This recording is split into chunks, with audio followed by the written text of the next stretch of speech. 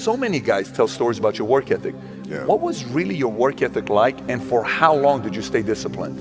Well, I mean, every day. I mean, since 20 years, it was an everyday process, and trying to figure out strengths and weaknesses. For example, jumping ability. Man, my vertical was a 40, it wasn't a 46 or a 40, 45. My hands are big, but they're not massive. Right, so you got to figure out ways to strengthen them so your hands are strong enough to be able to palm a ball and do the things that you need to do. Quickness, I was quick, but not insanely quick. I was fast, but not ridiculously fast. Right, so I had to rely on skill a lot more. I had to rely on angles a lot more. I had to study the game a lot more. And but I enjoyed it though. So like from the time I can remember when I started watching the game, I studied the game, and it just never changed. It's a good separation for me, emotionally, to be able to put myself in a place where at practice or when I'm training or during games, I switch my mind to something else. I switch my mode into something else, right? For me, it's the equivalent of Maximus, Decimus, Meridius, and Gladiator picking up the dirt, smelling the dirt. It's go time, right? So that was my mental switch. It was like an actor getting ready for a film. You got to put yourself in that cage. When you're in that cage, you are that character. And then when you leave there, it's something completely different. But when I'm in that cage, bro, don't touch me, don't talk to me. How did you get mentally and emotionally so strong where it doesn't bother you? Well, you got to look at the reality of the situation. Like for me, it's not, you kind of got to get over yourself. It's not about you, man. Like, okay, you feel embarrassed. You're not that important. Get over yourself. That's where you go. Get over yourself, right? Like you're worried about how people may perceive you, and like you're walking around and it's embarrassing because you shot 5 air balls. Get over yourself, right?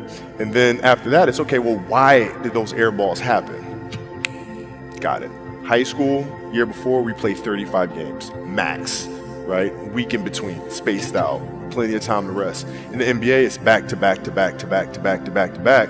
I didn't have the legs. So you look at the shot, every shot was online.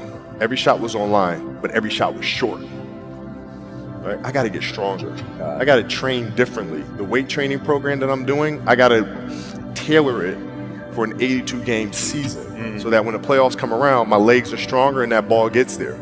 So I look at it with rationale and say, okay, well, the reason why I shot air balls is because my legs aren't there. I go, well, next year they'll be there. That was it.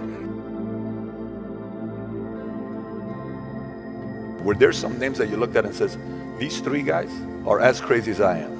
At the time, I deal with what I've referred to as Goat Mountain. I went to Goat Mountain and I talked to Magic, Michael, Bird, Hakeem Olajuwon, Jerry West, Oscar Robinson, Bill Russell.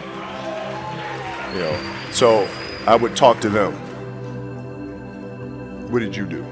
What were your experiences? Michael in particular, he's become my big brother. He's been my big brother since I first came in the league. And what was that process like? So I went to them and started understanding the ins and outs of the game and how they approach things and their level of detail and obsessiveness. And that's what I did. The players that had that passion but weren't willing to commit their entire lives to doing that, right? It's a choice, right? You have other things, you have family, you have all these other things that you have to do. The game can't really be your #1 priority. And so I was just looking at that like, man, this is gonna be fun. If I'm buddies with you from high school, if I'm a cousin of yours, what happened to our relationship? How did that gravitate when you went into the league and you're determined to become the greatest, or you're determined to become one of the greatest? What happens to our relationship? Well, it suffers. It does suffer. Oh yeah. Okay. Yeah. And you understood that. You were okay with that. Yeah. And the people that love you, like friends and family, like they know that about you. Got it. So they let you be you. And when you reconvene, you pick back up where you left off. But make no mistake about it, everything in between is lost. Right? So those long-term relationships, the commitment of time of taking like I see a lot of players take vacations with other players that are close friends. And just take vacations, just to take vacations, or just hang out, just to hang out. Like I never did that. Why not though? Why didn't you do that? Well, because when I retire, I didn't want to have to say, I wish I would have done more. I don't want that. You know, I don't want that. You know, you got a lot of people paying their hard-earned money to come watch you perform. It's your job to be in shape. It's your job to be strong enough to perform at that level every single night. And as a competitor, I'm not ducking shit.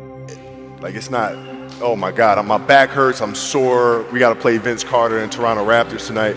We actually had this happen. We had a game against Toronto in 2000, and Vince was tearing the league up. My back was jacked. But like the perception of that, like, what? Kobe's missing the game against Toronto and Vince Carter because, man, my back was really spasming. But people will be like, what? Oh, he's ducking Vince. Excuse me? No, I don't think so. So I would be in the layup line like, okay, there's a lot of days where, you know, you can rest and recover. Today ain't one of them. Your back can bother you any other day. That shit ain't bothering me today. Wow. He gonna have to see me today. Yeah. Oh, man. Yeah.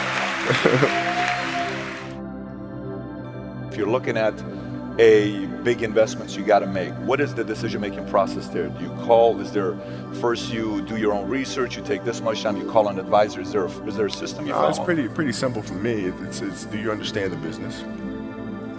Is it a business that you can help in some form or fashion? What are the barriers of entry to that business? And then the entrepreneurs themselves, the company itself. Right? Do they have a culture that you believe is sustainable? Are these leaders people that you believe in? Are they people that are obsessives? And in turn, have they created a culture of obsessiveness?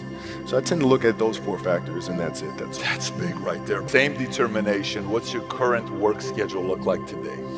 It's different because I personally am not writing every word of the novels. I am not animating the films.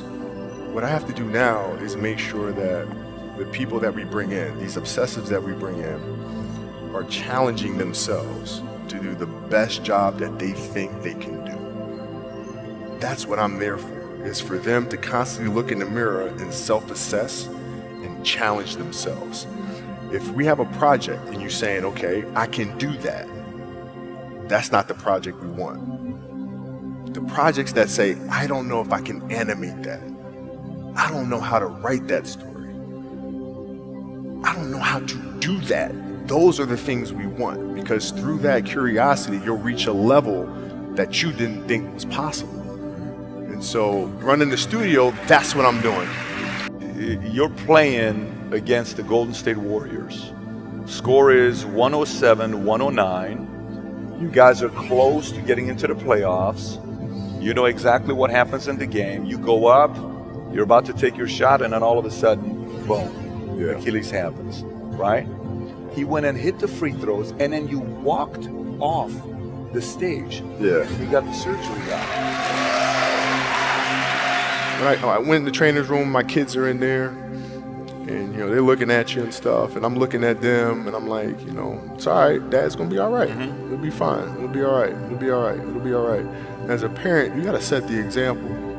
You gotta set the example. This is another obstacle. This obstacle cannot define me. It's not gonna cripple me. It's not gonna be responsible for me stepping away for the game that I love. I'm gonna step away on my own terms.